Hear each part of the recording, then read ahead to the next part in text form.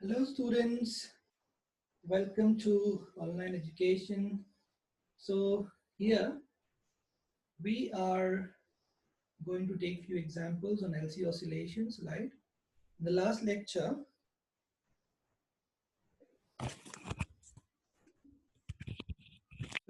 lecture, we had discussed LC oscillations, right? We had discussed all LC oscillations.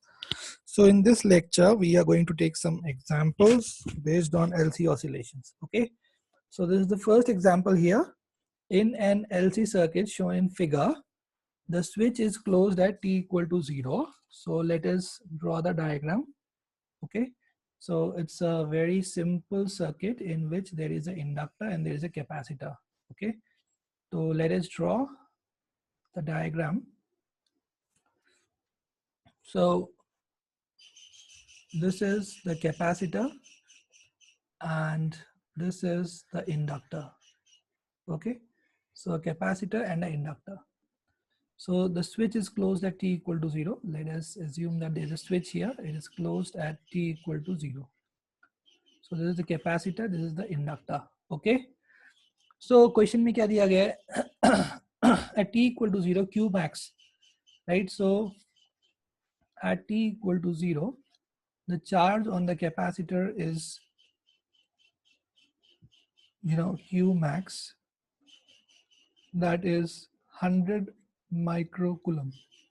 Okay, and inductance is given to us and capacitance is given to us. So let us do the first part of the question, that is determine the equation for the instantaneous charge. Okay, determine the equation for the instantaneous charge.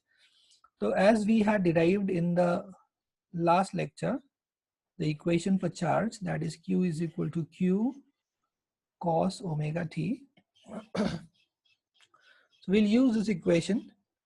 Okay, so in this equation we need to find the value of omega, right? We have to find the value of omega, and we know that omega is equal to 1 by under root LC. We have the value of L and we have the value of C. So we'll put the value of L and C here. So from there we can find out the value of omega. Okay, so let us find it out. So you can also do the calculations. So this is 1 by under root L into C. L is 40 millihenry. So that will be 40 into 10 raised to minus 3. And C is 100 microfarad. So that will be 100 into 10 raised to minus 6. So on solving this, we'll get the value of omega, and that will come out to be 500 radians per second. Okay, so from here we have got the value of omega, that is 500 radians per second. So the equation of charge will be, so what will be the equation for charge? So the equation for charge will be q is equal to, in place of capital Q we will write 100 microcoulomb. So it will be 100, right? And q हो गया cos omega t. Omega is 500, so it will be q cos 500 t. Okay, q cos 500 t, and the charge is, and the unit of the charge is in microcoulomb. So this is the answer for the first part. Okay, this is the answer for the first part. Now let us talk about the second part. In the second part, we have been asked to determine the equation for instantaneous current. All right. So instantaneous current you can find out by differentiating the charge, right? You can write minus dq by dt, right? As the charge in the capacitor is going to decrease, so this is going to be I is equal to minus dq by dt. So let's differentiate this equation number 1. So this will become I is equal to minus d by dt of this 100 cos 500 t. Okay, so cos का derivative क्या होगा? सो cos का derivative हो जाएगा minus sign, तो ये हो जाएगा I इज इक्वल टू, आप माइनस 100 कॉन्स्टेंट है वो बाहर ले लीजिए, ठीक है, और cos 500 t का डेरिवेटिव हो जाएगा माइनस 500 साइन 500t। तो यहाँ से माइनस माइनस प्लस हो जाएगा और ये हो जाएगा plus 50,000 sign off 500t। This is the equation for the current. ठीक है, so we have completed with the first question. Let us now take another question. ठीक है, I am sure you must have felt this question as very simple. So students, let us take the next question. The next question says that the circuit shown in figure is in the steady state with switch S1 closed. So let us make the circuit here. तो यहाँ पे आपको दो capacitors दिए हैं, ठीक है. There are two capacitors. Okay, there is a battery here, and there is a resistor, switch.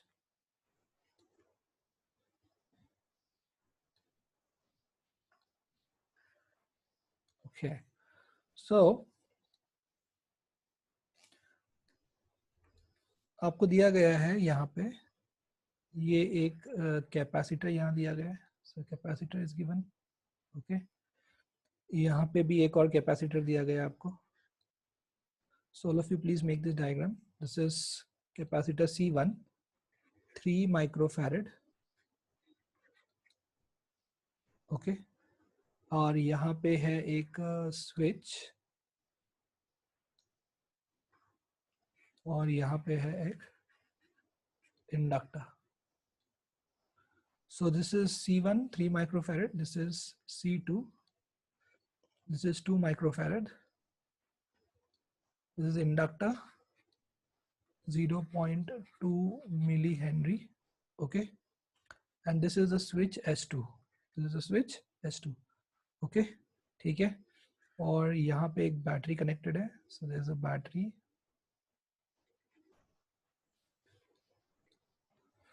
This battery is 20 volt, and there is a resistor here,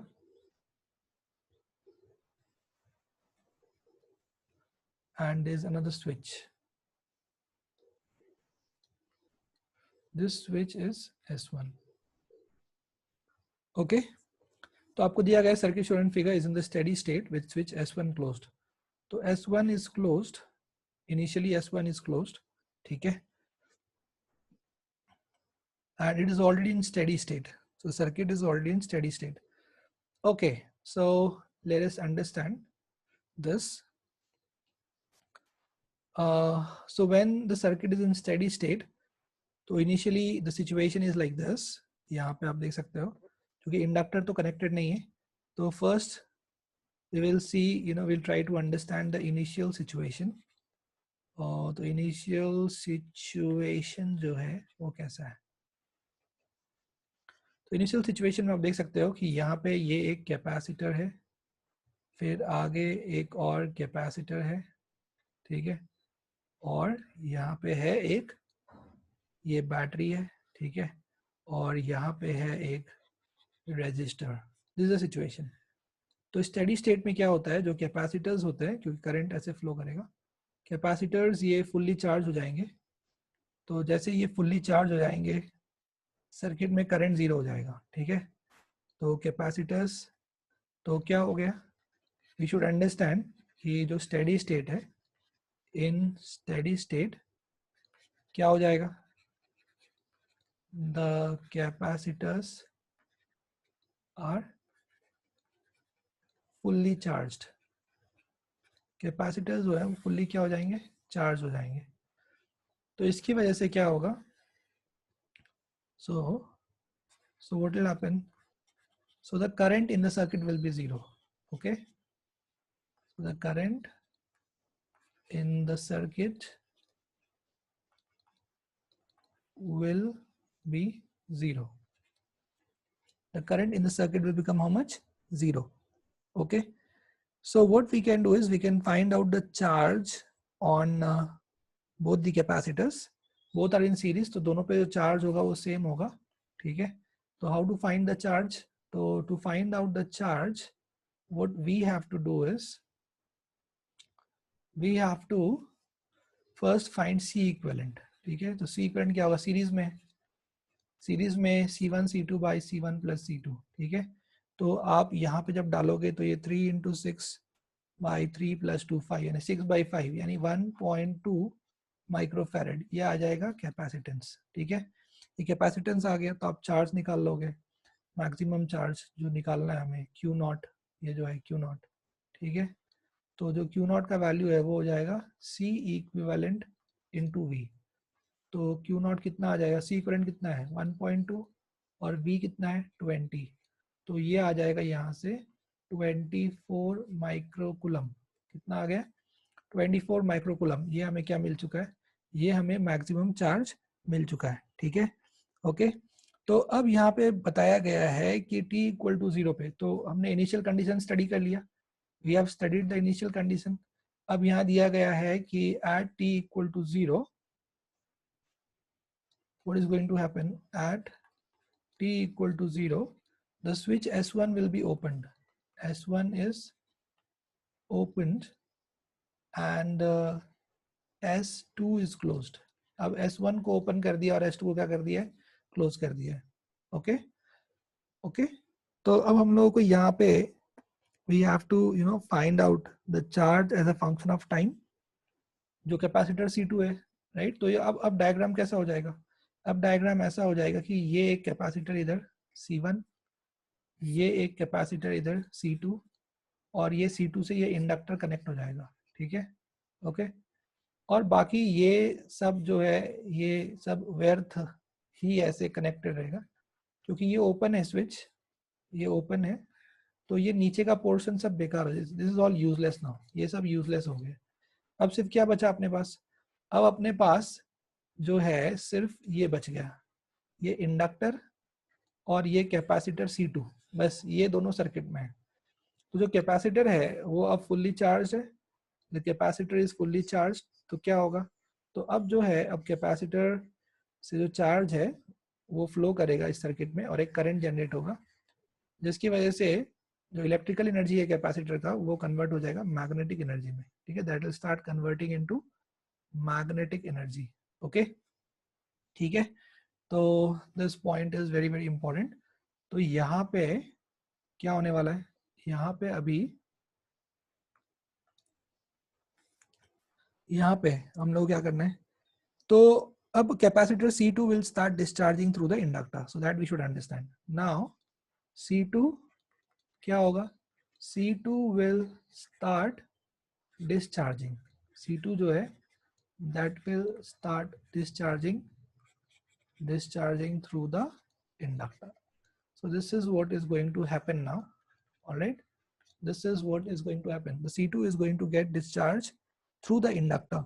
Okay, so अभी हम लोगों को चार्ज का इक्वेशन फाइंड आउट करना है. We have to find out the equation of the charge.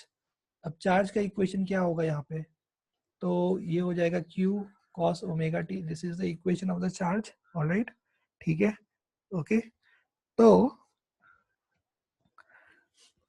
ये हो जाएगा और दूसरा जो है यहाँ पे वो आपको पता है. तो let this be equation number 1 कि किसी भी टाइम पे जो एनर्जी है, राइट, इलेक्ट्रिकल एनर्जी और किसी भी टाइम पे जो इलेक्ट्रिकल अपना मैग्नेटिक एनर्जी जो है, ठीक है, इलेक्ट्रिकल एनर्जी और मैग्नेटिक एनर्जी ये पूरा कांस्टेंट रहेगा. ठीक है, और इसका वैल्यू क्या रहेगा, इसका वैल्यू रहेगा Q not square by 2C, Q not square by 2C. तो हम लोग को Q नॉट तो पता ही है यहाँ से, राइट. Q नॉट का वैल्यू कितना है, Q नॉट जो है उसका वैल्यू हमको पता है, उसका वैल्यू है 24 माइक्रोकुलम. ठीक है, वी नो दिस वैल्यू. तो ये हो गया अपना इक्वेशन नंबर 2. ठीक है, ओके. और हम ओमेगा निकाल सकते हैं. ओमेगा क्या है, ओमेगा है 1 बाई अंडर रूट LC. यहाँ पे C की जगह आप क्या लोगे, आप लोगे C2. ठीक है, L का वैल्यू आपको पता है, C का वैल्यू आपको पता है, राइट. L कितना है, L का जो वैल्यू है वो है 0.2 मिली हेनरी. तो उसको आप लिख दोगे 0.2 इंटू 10⁻⁻3. ठीक है, और कैपेसिटर कितना है 2 माइक्रोफेरेड यानी 2 इंटू 10⁻⁻6. तो ये दोनों वैल्यूज जब आप यहाँ डाल दोगे तो आपको यहाँ से ओमेगा मिल जाएगा. ओमेगा मिल जाएगा आपको 50,000 रेडियन पर सेकेंड. ठीक है, तो आपको यहाँ से ओमेगा मिल गया. ऑलराइट, अब हम लोग को क्या यहाँ पे क्या बोला गया है, हम लोगों को बोला गया है derive an expression for the charge as a function of time, derive expression of charge as a function of time. तो Q as a function of time, इसलिए हम लोगों को यहाँ पे क्या है, क्यू नॉट तो पता ही है और ओमेगा हमने देख लिया कितना है, 50,000 है, राइट। तो हम लोगों को यहाँ से क्या मिल जाएगा, charge as a function of time तो बड़ी आसानी से मिल जाएगा। ओके, यहाँ बोला गया derive expression for charge on capacitor C2 as a function of time, ठीक है। Okay, that's very good. तो दैट्स ऑलरेडी डिराइव्ड, वो तो आप डिराइव कर लोगे, वो आप लिख लोगे, so there is no problem in that. Okay, तो यहाँ पे जो चार्ज है, तो चार्ज का इक्वेशन क्या हो जाएगा, क्यू नॉट कितना है, क्यू नॉट है 24 माइक्रोकूलम, तो आपने लिख दिया 24, आपने लिख दिया कॉस ओमेगा का वैल्यू कितना है 50,000, तो कॉस ओमेगा टी हो गया, और ये किस में है, माइक्रोकूलम में, किसमें है ये, माइक्रोकूलम, ठीक है, this is in microcoulomb. Okay okay, चलो, तो अब हम लोग आते हैं बी पार्ट पे, determine the first instant when UL energy stored in the inductor is 1/3 of the energy stored in the capacitor। Okay, so आप लोग इसको नोट तो कर लिए होगे क्वेश्चन को। तो जो वो इंस्टेंट हमें निकालना है जब energy in the inductor is 1/3 of the energy in the capacitor, ठीक है। चलो, तो लेट अस डू दैट। तो ऐसा मान लेते हैं कि किसी भी time at t equal to t1, ऐसा मान लेते हैं हम लोग, जो एनर्जी है, राइट, इंडक्टर का energy stored in the inductor is 1/3 of the energy stored in the capacitor, ठीक है। ऑलराइट, तो ये एक इक्वेशन है अपने पास, और एक ये इक्वेशन है, इक्वेशन नंबर 2, 3, इसको 4 बोल देते हैं, ठीक है। तो जो इंडक्टर में जो एनर्जी स्टोर्ड है वो मैग्नेटिक है, तो उसको हम यूएम लिख देते हैं, और कैपेसिटर में जो एनर्जी स्टोर्ड है वो है यूई, ठीक है। अब इसको इक्वेशन नंबर 4 कह देते हैं, तो इसको हमने थोड़ा मॉडिफाई करके लिख दिया, राइट, क्योंकि E is the energy stored in capacitor, U E electrical energy, U M magnetic energy, तो मैंने ये लिख दिया यहाँ पे। अब जो इक्वेशन नंबर 2 है और 4 है, ठीक है, ये दो इक्वेशंस हैं, तो ये दो इक्वेशंस को हम लोग क्या करेंगे, हम लोग ये दो इक्वेशंस को हम लोग सॉल्व करेंगे, ठीक है। ओके, चलो, तो लेट अस सॉल्व इट। तो यहाँ पे जो है ये इक्वेशन जो हमने यहाँ पे लिखा हुआ है, ठीक है। ओके, चलो,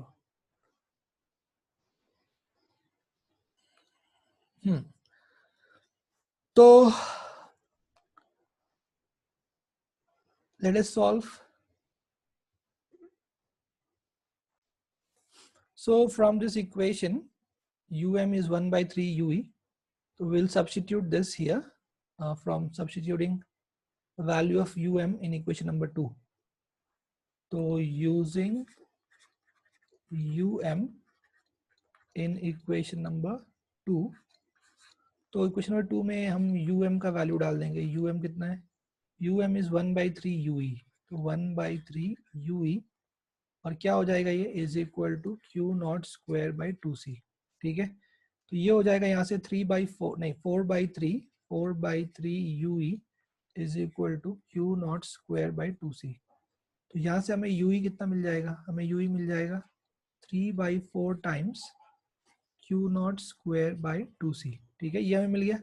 ओके, अब यहाँ पे जो ue आप देख रहे हो, ue वो तो किसी एक जनरल टाइम पे जो एनर्जी स्टोर्ड है कैपेसिटर में वो है, किसी भी जनरल टाइम पे, राइट। तो किसी भी जनरल टाइम पे जो चार्ज होगा उसको हम क्यू मान सकते हैं, जो मैक्सिमम चार्ज है वो क्यू नॉट है, जो मैक्सिमम चार्ज है वो कितना है, मैक्सिमम चार्ज जो है वो क्यू नॉट है, और किसी भी इंस्टेंट पे हम इसका जो एनर्जी है वो क्या मान सकते हैं, ये मैक्सिमम एनर्जी की बात नहीं हो रही है, किसी भी इंस्टेंट पे आप जनरल चार्ज क्यू मान सकते हो, ठीक है। तो Q square by 2c2, okay. और यहाँ पे भी जो कैपेसिटर है दिस इज बेसिकली C2, क्योंकि यहाँ पे C2 की ही बात हो रही है, सो यहाँ पे भी ये C2 आएगा, ओके।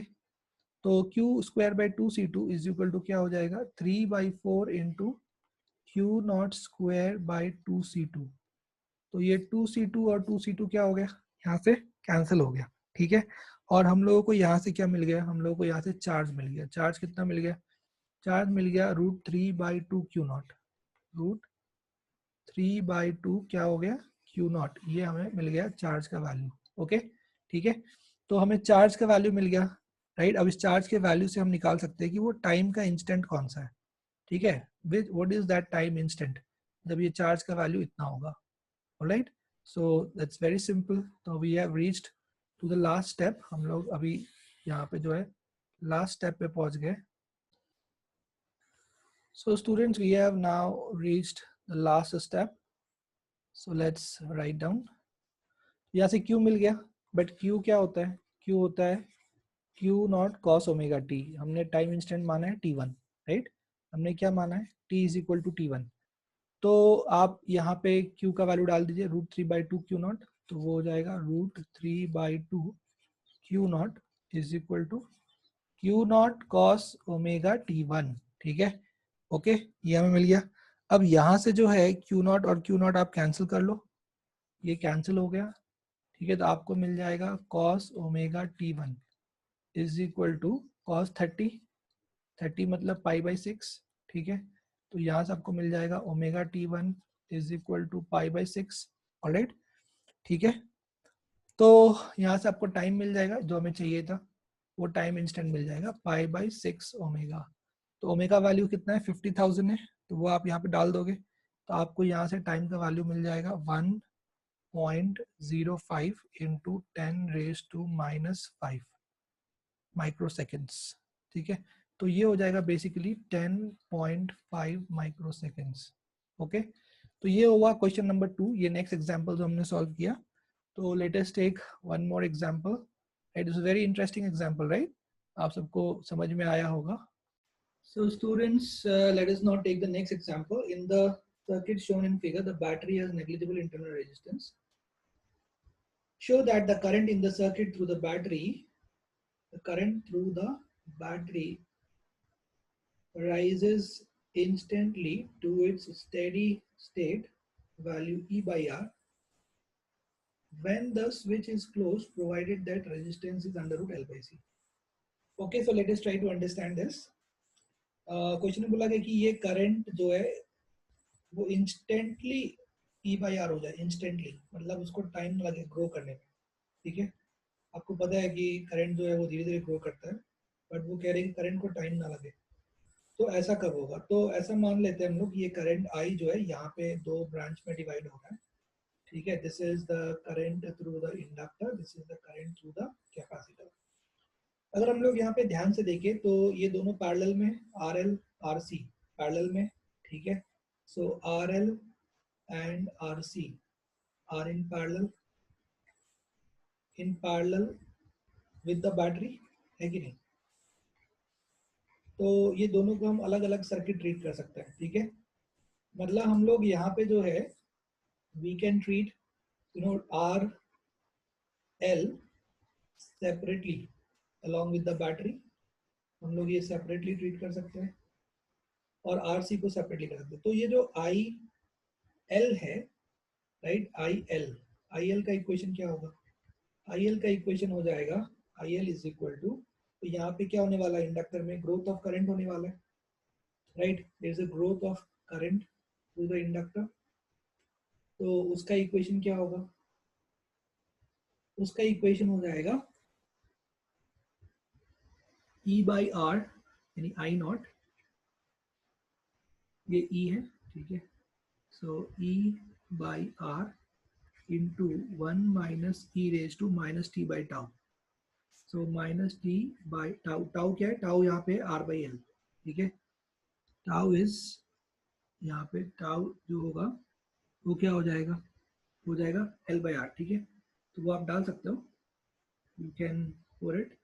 अगर आप वो यहाँ पे डालोगे टाउ का वैल्यू तो क्या हो जाएगा, तो ये हो जाएगा कुल मिला के -RT/L, ठीक है। तो ये हमें मिल गया यहाँ से IL।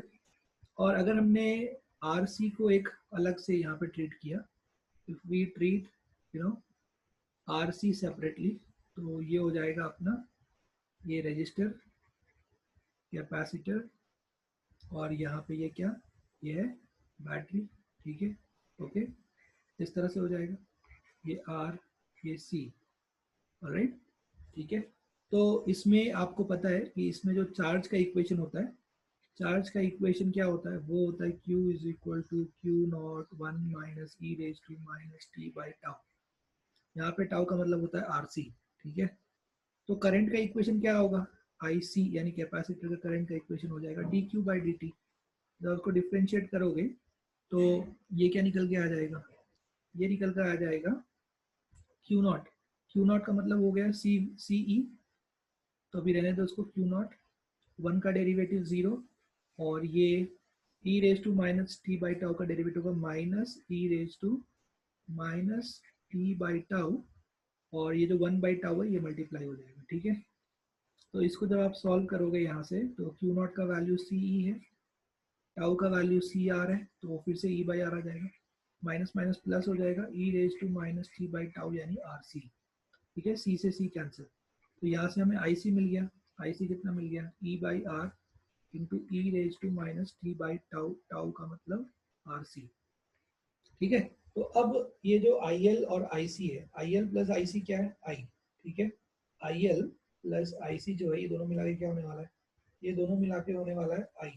तो हम लोग को बोला गया है कि ये जो है ये directly T equal to zero पे ही जो है ये पूरा का पूरा करंट कितना होना चाहिए, पूरा का पूरा करंट जो है वो ई बाई आर हो जाना चाहिए। तो हम लोग क्या करेंगे, हम लोग सबसे पहले यहाँ पे टोटल जो करंट है उसका हम लोग एक्सप्रेशन लिख लेंगे, ठीक है। तो let us write down the expression for the total current.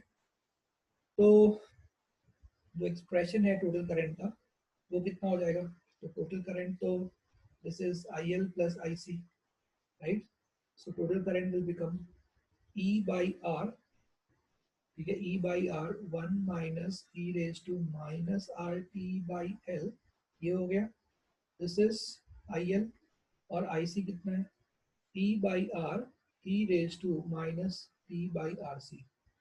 तो अगर ये current instantly I E by R होना है तो it must be independent of time, right. तो क्या होना चाहिए, it must be independent of time.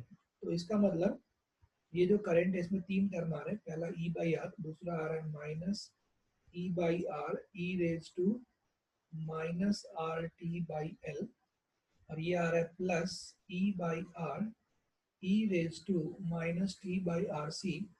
तो इसमें ये जो आर बाई एल है, राइट, आर बाई एल जो है that must be equal to 1 by RC.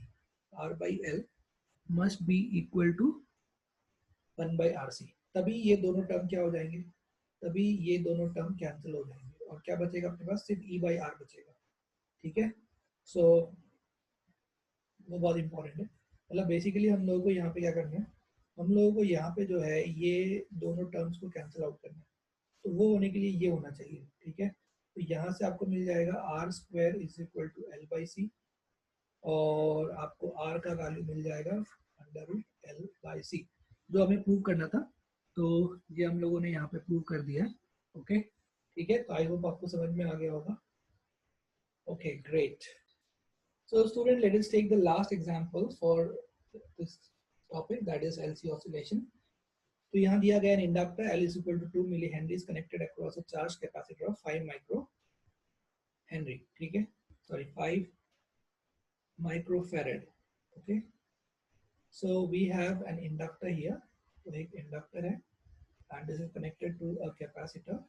So जो inductor है वो दिया गया है यहाँ पे, उसका inductance दिया गया है 2 मिली हेनरी, और capacitor का capacitance दिया गया है 5 माइक्रोफैरड, ठीक है। So this is a fully charged capacitor, यहाँ बताया गया है कि it's fully charged, okay. So this is set into oscillation at its natural frequency. Let Q denote the instantaneous charge. So this Q, this is the instantaneous charge, and I is the instantaneous current. So this is the instantaneous current, okay. So basically Q will be what, Q will be Q naught cos omega t, and I will be I naught sin omega t, okay. So it is found that the maximum value of charge is 200. So ये जो Q naught है, Q naught का value दिया गया है, Q naught का value दिया गया है 200 माइक्रो कूलम, ओके। तो ये सारी चीज़ें हमें यहाँ पे जो है क्वेश्चन में दी गई है। और फर्स्ट पार्ट हमसे पूछा गया है, फर्स्ट पार्ट हमसे पूछा गया है कि व्हेन Q इज 100 माइक्रोकूलम, यहाँ पे जो सवाल पूछा गया है वो ये है कि जब इंस्टेंटेनियस चार्ज का वैल्यू 100 माइक्रोकूलम होगा, ठीक है, then what is the value of di by dt, right? Then what is the value of di by dt? Okay, so let us do this. Okay, तो अभी यहाँ पे जो LC सर्किट है, राइट, तो यहाँ पे इसका जो चार्ज है वो मैक्सिमम 200 है, और 200 से वो डिक्रीज होके मतलब वो 100 होने वाला है। तो करंट जो है इस डायरेक्शन में फ्लो कर रहा है, अभी current is flowing in this direction, okay. और इंडक्टर जो उसको क्या करना चाहता है, इंडक्टर उसको अपोज करना चाहता है, ठीक है, inductor want to oppose it. तो क्या होगा, तो यहाँ पे जो इंडक्टर है, right, because the charge is decreasing and the current is increasing, right? So inductor basically want to oppose it. तो अपोज करेगा तो क्या होगा, यहाँ पे इस तरह से इसका एक ये EMF डेवलप हो जाएगा। तब लूप लॉ लिखोगे, तो लूप लॉ लिखोगे तो कैपेसिटर के अक्रॉस जो पोटेंशियल ड्रॉप आएगा वो कितना आएगा, वो आ जाएगा Q बाई सी, और इसके अक्रॉस आ जाएगा minus, right, L D I by D T, लेकिन D I by D T जो है वो नेगेटिव है, ओके। लेकिन हम लिख देते हैं यहाँ पे, क्या लिख देंगे हम लोग, L D I by D T लिख देंगे। अच्छा, D I by D negative नहीं है, पॉजिटिव है, करंट जो है इंक्रीज होगा, तो इक्वल टू जीरो आप कर लोगे, तो आपको यहाँ से मिल जाएगा Q by C is equal to L D I by D T, ठीक है। तो Q का वैल्यू कितना दिया है, 100 माइक्रोकूलम, तो वो आप यहाँ पे डाल दोगे 100 माइक्रोकूलम। कैपेसिटर 5 माइक्रोफैरड दिया गया है, तो 5 into 10 raise to minus 6। Inductor 2 milli henry दिया गया है, so 2 into 10 raise to minus 3, ठीक है, हो गया, into D I by D T. तो इसको हम लोग सॉल्व कर लेंगे, इसको हम लोग सॉल्व कर लेंगे, तो हम लोगों को यहाँ से जो है क्या मिल जाएगा, हम लोगों को यहाँ से D I by D T मिल जाएगा। तो D I by D T का वैल्यू कितना मिल जाएगा, वो मिल जाएगा 10 रेज टू 4, ठीक है, 10 raise to 4 ampere per second, okay. तो ये आ गया यहाँ से D I by D T का वैल्यू। फिर हम लोगों से इसका बी पार्ट पूछा गया है, बी पार्ट में पूछा गया है कि when Q is equal to 200 microcoulomb what is the value of current, ठीक है। तो वो तो बहुत सिंपल है, अगर Q का वैल्यू 200 माइक्रोकूलम हो गया है, इसका मतलब कैपेसिटर जो है फुल्ली चार्ज हो गया, ठीक है, and Q is this, find the value of current. तो उस वक्त करंट का वैल्यू जीरो हो जाएगा, ये जो पूरा का पूरा एनर्जी है वो किसमें स्टोर हो गया, वो वापस कैपेसिटर में स्टोर हो गया। So that's very simple. तो इसका आंसर तो बहुत ही सिंपल है कि there is no energy stored, there is no energy stored in the capacitor, sorry, there is no energy stored in the inductor, because पूरा का पूरा जो एनर्जी वो किसमें स्टोर हो गया, वो कैपेसिटर में स्टोर हो गया। So there is no energy stored in the inductor. तो U inductor is zero, but U inductor is half L I square, this is zero, तो यहाँ से करंट कितना है, जीरो, तो उस इंस्टेंट पे करंट कितना है, जीरो, ठीक है, ओके। फिर हम लोगों से यहाँ पे पूछा गया नेक्स्ट पार्ट, सी पार्ट में पूछा गया है find the maximum value of current. यहाँ से क्या पूछा गया, find the maximum value of current. तो मैक्सिमम वैल्यू ऑफ करंट हमें कब मिलेगा, जब पूरा का पूरा एनर्जी, इलेक्ट्रिकल एनर्जी जो है वो मैग्नेटिक एनर्जी में कन्वर्ट हो जाएगा। यानी जो मैक्सिमम मैग्नेटिक एनर्जी है वो कितना है, तो मैक्सिमम जो मैग्नेटिक एनर्जी है वो है half L I max square, ये है मैक्सिमम मैग्नेटिक एनर्जी। और मैक्सिमम इलेक्ट्रिकल एनर्जी कितना है, वो है Q naught square by two C, या Q max square by two C, ठीक है। तो हमारे पास क्यू मैक्स का वैल्यू तो है, यहाँ से हम लोग सॉल्व करके क्या निकाल लेंगे, आई मैक्स निकाल लेंगे। तो आप आई मैक्स फाइंड आउट कर सकते हो, आई मैक्स का वैल्यू आप खुद फाइंड कर लो, वो 2 एम्पियर आ जाएगा, ठीक है। अब हम लोग लेते हैं इसका लास्ट पार्ट। तो लास्ट पार्ट में हम लोगों से पूछा गया है कि when I is equal to 1/2 of its maximum value, चलो हम लोग लिख लेते हैं, let us write down the question, ठीक है। सो question given is, so this is the last part, that is when I is equal to, when I is equal to 1/2 of its maximum value, 1/2 of its